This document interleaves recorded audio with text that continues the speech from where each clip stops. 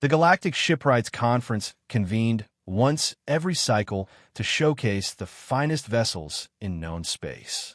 This year, Earth had requested a presentation slot. The request alone had caused amusement. Humans, High Engineer Vexith's antennae twitched with barely suppressed laughter.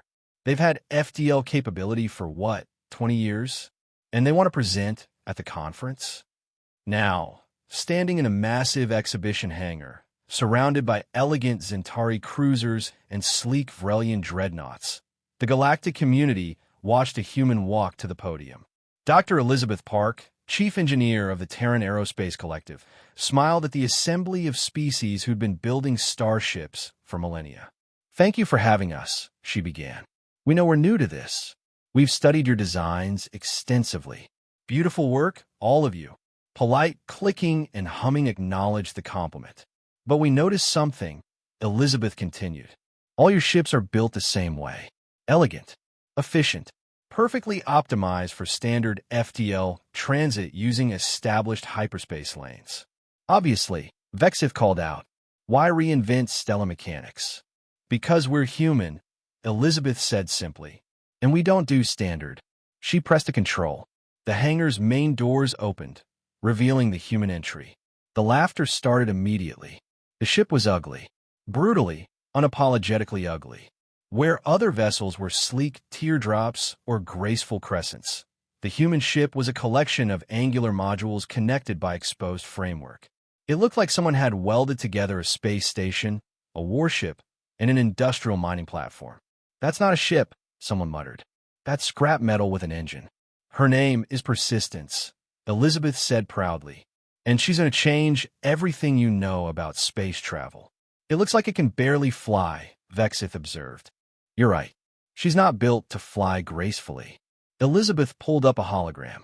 "Every ship here uses hyperspace lanes, the paths of least resistance through subspace. Safe, predictable, slow. The Zentari ambassador's translator carried offense.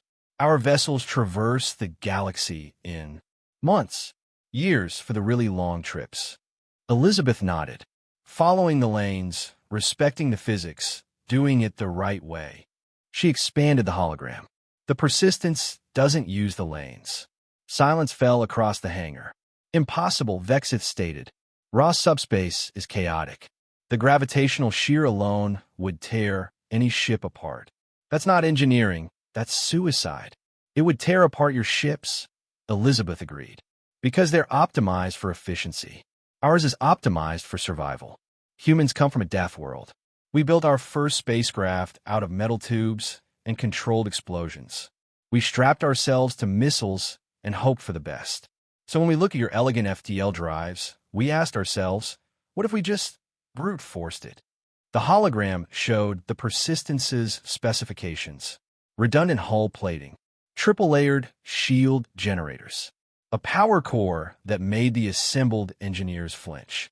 She's got the shielding of a dreadnought, the power output of a station, and the structural reinforcement of a bunker.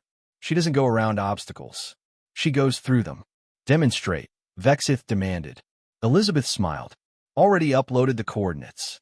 "Persistence, execute jump to Rigel Station." The ugly human ship powered up. Energy readings spiked, far beyond what any civilian vessel should generate. The framework didn't glow. It roared with barely contained force. Then she vanished. "Rigel Station is 17 light-years away," Vexith said slowly.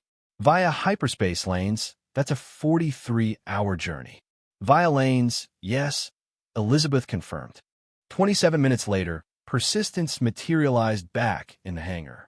Scorch marks on her hull, panels rattling, looking even uglier than before, looking victorious. 17 light-years in 27 minutes, Elizabeth announced.